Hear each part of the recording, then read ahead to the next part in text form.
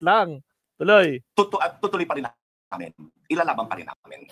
Sir, I want to come back to the rules and procedures. And can I have you comment on the conduct of now Senator Rodante Marcoleta? Because during the debate, the Senate debate, his whole argument was premised on the fact, according to him, that the House did not follow its own rules. And this is significant because, of course, he just came from the lower house. So meron siyang inside track on how these things should be conducted. So, for instance, he said na December 2, 9, 14, and February 5, yung first 3 impeachment complaints hindi inaksyonan, and then therefore it was archived altogether.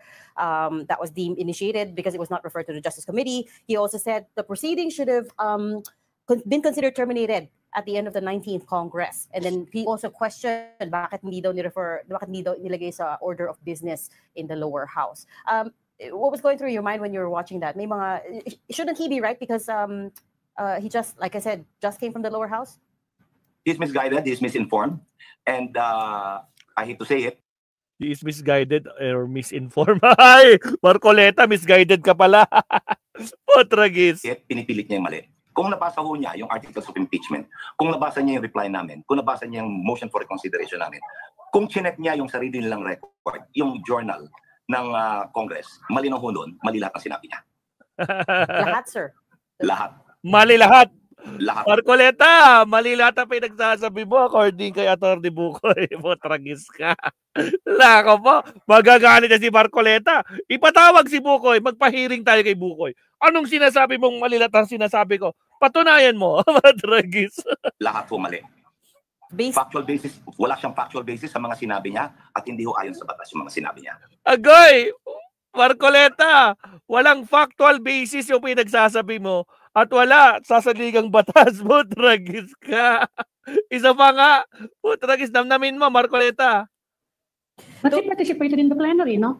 Sa House? I'm sorry? During the impeachment, yung nag-deliberation sa plenary. Lahat po mali. Factual basis, wala siyang factual basis sa mga sinabi niya at hindi ho ayon sa batas yung mga sinabi niya. Wala siyang factual basis at hindi ayon sa batas yung mga pinagsasabi ni Marcoleta. Laking sampal naman yan. Potragis. Ay, nako, Marcoleta. Agoy. But he participated in the plenary, no?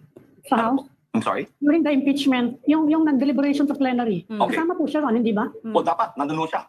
Dapat nandun siya. Ngayon, kung nandun siya, dapat naintindihan niya. Nung sinabi, hindi pinagbutuhan, hindi dumaan sa plenary, ibig sabihin, either wala siya doon, or hindi niya inintindi, or he refused to understand. Yun ako ang nakikita ko doon eh. Aray ko po! Ang isa pa ho dyan, hindi niya naunawaan yung saligang batas at yung kanilang sariling impeachment rules. Pero most importantly, yung factual basis niya mali. It is not in conformity with the records of the House. Kawawa naman si Marcoleta. Durog na lang. Dinurog ni Lacson, dinurog ni Risa, dinurog ni Soto. Diba? Dinurog lahat. Ngayon, dinurog siya ni Atty. Bukoy. Mga walang factual daw, sabi niya. Ang sakit naman lang, Marcoleta. Marcoleta, alula. Potragis, dudurugin ka ni Atty. Bukoy. Alak ng kamote. Baka ipatawag mo sa Senado to. Potragis. Isa pa nga, namnamin natin sinabi ni Atty. Bukoy. Mali pa. Actually, attorney, during the Senate voting noong August 6, ay may 3 non-lawyers ang na-lecturean siya. So, kaya nga, 3 non-lawyers. Andyan si Risa, si Bam, tsaka si Lacson. Potragis. Tsaka si Soto, sama mo na. Lako po, isa pa nga. Yung factual basis niya mali. It is not in conformity with the records of the House. Agoy. Mali po. Actually, attorney, during the Senate voting noong August 6, ay may 3 non-lawyers ang na-lecturean siya. Tungkol doon mismo sa rules ng Senate. August 8 yung voting. August 6. August 6 nag-caucus. August 8 yung voting. Hindi, August 6. August 6 yung voting. August 6 ba? Ano, naalala ko dahil yun yung bombing ng Nagasaki eh. That's right. Oo nga pala, sorry. Well, nung sabi sa kanya ni Ping Lacson, parang hilaw yung pag-unawa ni Senator Marcoleta mismo sa rules ng Senate. Ganon din si Senator Ping and Senator Soto at saka si Senator Hontiveros. All of these 3 are non-lawyers Pero naunawaan nila yung rules ng Senado. Naunawaan nila yung Article 11 ng ating konstitusyon. No?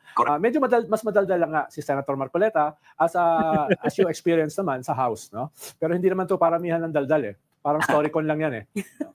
Maliho yung Senate, understandable man at least yung ano. I'm sorry. Hindi, kung sa Senate, Uy, wag niyo naman ginagano si Marcoleta, nasasaktan siya. Kwan yan, sensitive sa lahat. Yung skin niya na natutuklap. Naku po. Wag niyo ginagano si Senator Marcoleta. Wag niyo gagalitin. Nako, pag yan walang nagpahirit at walang hopya, nako, magagalit yan. Nako po, wag niyo hayaan. Wag niyo hayaan. No, na magalit si Marcoleta. Papatawag kayo. Tatandaan niyo, blue ribbon yan.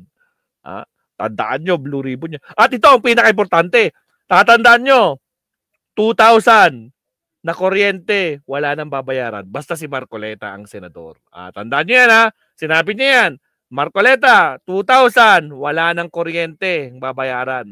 Mga gumagamit ng kuryente dyan na 2,000, libre na po. According kay Marcoleta, sinabi niya yan. Nako po, tatandaan. Kukulitin natin yan araw-araw. Okay, tuloy. understandable kasi bago siya ron. Pero importante kung yung sa House, if he misread your rules, ayun medyo significant siya. Ano? Yes. Kasi kung miyembro siya ng Kamara, dapat nalaman niya kung ano yung actual na nangyari. Yun. Like yung hindi ni-refer yung tatlo na article na complaints sa Committee on Justice. Ang importante yung Attorney, hindi niya alam. Alam niya. Kaso, ayaw siyempre. Di ba? Kung ayaw, ang daming dahilan. Kapag gusto, gusto. Di ba? Ganun yun. Sabi ka ni Senate President Soto, kapag gusto, kayang-kaya. Di ba? Pipilit. Pero pag ayaw, ang daming dahilan. Madragis. Bistado. Anak na kamote, Diyan niya na timeline, yung 10-session day rule referral. Yes. Inclusion rather, in the order of business. Kasi it doesn't go directly to the Committee on Justice. It goes first to plenary, including it in the order of business within the 10-session day period. Pasok ko yan doon, pati yung ika-4. So there was no violation of the 10-session day rule. Nung binasa doon sa agenda, unang tinukuyo yung tatlong complaint, no? Na final ng akbayan, ng makabayan at ng civil society, ng clergy. And then sinabi yung ika-4. Ngayon, yung ika-4, meron ng 1/3, more than 1/3. So yun na, ayon sa Constitution, ang articles of impeachment, and this should now be transmitted to the Senate for trial, forthwith. So there was no longer any need for the 3 prior complaints to be referred to the Committee on Justice because superseded by the 4th na articles of impeachment na. And then, inapprobo ng plenaryo yon, yung motion ni Congressman Dalipe na i-transmit to the Senate yung articles, yung fourth impeachment complaint. And then they had a recess. Pagka-recess, nagbotohan muna pala, bago mag-recess. Nagbotohan, they elected the public prosecutors. Then, session was suspended. Shortly thereafter, nung mag-resume yung session, nagkaroon uli ng motion si Congressman Dalipe. Sinabi na, in as much as the 4th impeachment complaint had already been acted by plenary and had been ordered to be transmitted to the Senate. Narangan tayo. Please wait indefinitely. Ang ganda ng topic ni Attorney Bukit. Durog na durog si Marcoleta dito. Matragis With na. Monday.com's intuitive work. Tuloy. Ano kung gagawin mo sa tatlo? Nag-trigger na yung 1-year bar rule with the transmittal, with the approval by plenary of the 4th impeachment complaint and transmittal to the Senate. Ang 4th impeachment complaint ang nag-trigger ng 1-year bar rule, not the 3. Not the 3. So hindi na kailangan i-refer to sa Committee on Justice. Kaya in-archive na. So, sir, are you saying, for that matter, are you outright also saying that mali yung basis ng Supreme Court? Because these are the very same facts that they based. Yun ang pagkakaalam kasi ng Supreme Court. Nauna yung tatlong pag-archive. Na-archive muna or archive. Pagkatapos sa archive, sa kanila, pre-process yung 4th impeachment. Mali, baligtad. Nauna yung 4th impeachment kasi sabay-sabay yung 4. 1, 2, 3, 4. Sabay-sabay ng February 5 o February 6. Sabay-sabay. Tapos pumili sila. Pinili nila yung pang-4. Yung pinili nila yung 4, okay, file na natin to. Bigyan na natin to. Then sa kanila, in-archive yung pangatlo. Yun. Diba? After yun, hindi before. Kaya tuloy, factual lahat. Kaya pag hindi bumaligtad ng Supreme Court dito, nako po, malaking problema ng mga judges to. Sila na sigurado ang susunod dyan sa linya ng impeachment, no? At hindi lang yan, at taong bayan ang sisingil talaga sa kanila. Alright, o sige, tapos natin ito ni Bukit at durog na si Marcoleta. Matragis. The judgment on, and a lot of people point to the fact that the ponente here was Associate Justice Marvic Leonen. And Yes. I just learned over the weekend from a UP law friend na usually yung ponente was the one who writes it, and then all the other justices base it on that ponente. Yeah. Ponensya Ipapasa pala, yan. ponensya. Ipapasa yan. I-assign sa isang ponente yan, susulatin niya, ipapasa yan sa mga justices, babasahin nila, they can either affirm it, they can vote in its favor, or they can write their separate opinion, or they can dissent. Okay? So, yun nung sinabi lahat ni Senator Marcoleta, yan din yung sinabi sa desisyon na pinupunan namin eh. Yan yung sinabi na sinagot nga namin sa MR yan eh. So, inulit lang niya. Now, sinabi namin sa Supreme Court na mali ho yung inyong factual premises. Inulit pa uli ni Senator Marcoleta. So, it's either, again, hindi niya nabasa yung motion for reconsideration, o hindi niya naunawaan, or ayaw niya unawain. Marcoleta, hindi mo nabasa? Hindi mo naintindihan? O ayaw mong unawain? Alin doon? Matragis. Matragis, durog na durog si Marcoleta dito, no? Anak na ka, oy, Atty. Bukoy, baka ipatawag ka. Atty. Bukoy, baka ipatawag ka ni Marcoleta sa Blue Ribbon. Nako po, mandahanda ka. O, siya tuloy. Tapos iba na, attorney. Tumawa ng media. One tuloy yung mga anchors, no? Tragis tuloy. of the three. But we Kasalanan ng media. Sama. Take two tayo. Take two. Yung motion for reconsideration, Oh. o hindi niya naunawaan, or ayaw niya unawain. Ayun lang. 'Di ba? Hindi niya naintindihan or ayaw talaga niyang unawain. Ayaw ni Marcoleta. Tragis ka, Marcoleta. Lako mo! Sigurado high blood na naman si Marcoleta dito. Kayo mga karapatang DTS. Nako po. Sigurado mabubuwisit na naman kayo. Di ba, Tokis? Tragis. Lako po. Tuloy. Kasalanan ng media. one of the three. But Kasalanan ng media. kasalanan ng ni Ami. Yung footnote ng ponente, ano yun eh. Di ba? The other network Yung na nag-clarify na. That's another story altogether. buti na lang hindi si Ami yung Kayo na-implicate. kasi mga media, ayaw niyong unawain. Okay, but we have run out of time today. Thank you so much for Grabe, talking to us, ganda. and we hope to have you back, Attorney Antonio Yeah. Odi Bukoy, spokesperson for House Prosecutors. Salamat, sir. Salamat, attorney. Salamat din. Thank you, attorney. Thank you. Grabe, Atty. Bukoy. Ang galing ng topic ngayon, mga kabsat. Paldong-paldo tayo dito. Sabi ko kasi yung kabsat. First of all, kamusta naman po kayo? How's the morale at the lower house? Wait lang. Oops, wait lang. Tama na. Okay na. Wag na. Stop na. Nasasaktan na si Marcoleta dyan. Tragis, mga kabsat. Paldong-paldo. Talagang murdered si Marcoleta dito kay Atty. Bukoy, mga kabsat. No? Ang dami niyang sinabi dito. Marcoleta, ano ba? Ayaw mo ba lang talaga? Ayaw mo unawain? Iniiwasan mo ba? Tragis ka. Hindi mo ba naintindihan yung mga factuals sa pinagsasabi mo? Tragis ka. Mga kabsat, ano na? Ay, grabe. Ang ganda ng Ang ganda ng subtopic natin ngayon. Fully loaded. Parang siya yung main topic natin, no? Imbis na paiyakin tumawan. But anyway, kabsat, yun.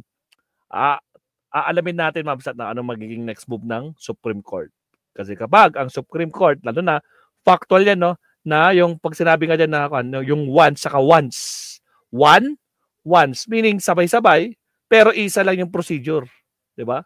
Yung isa lang yung, yung proceedings. Yan. Yung proceedings, minsan lang nangyari at hindi apat na proceedings. Isang proceedings lang. Factual yon, diba? Wala silang makikitang pangalawang proceedings, pangatlong proceedings. Isa pa lang ng proceedings na nangyayari. Factual yun. Hindi mababaliktad yun. Tragis yan. Doon pala sa na. Di ba? Kahit sabi mo na magbalik-baliktad lahat. Di ba? Buti na lang nandyan si Senior Associate Justice Ascundia na siya mismo gumawa ng Article 11, yung fourth tweet siya mismo. In-explain pa niya. It's once, meaning yung proceedings, hindi yung number of, hindi isang lang, isang filing lang. Kundi yung proceedings ang tinutukoy doon. Tragis na ako po. Kaya yun na. Pero sinasabi nga ng mga senador, mabsat, pinupolitika nyo yan, di ba? Sinabi ni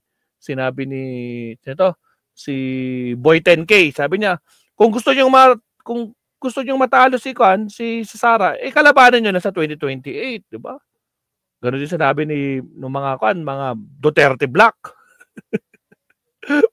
Puro pamumulitika daw yung impeachment, anak ng kamote talaga.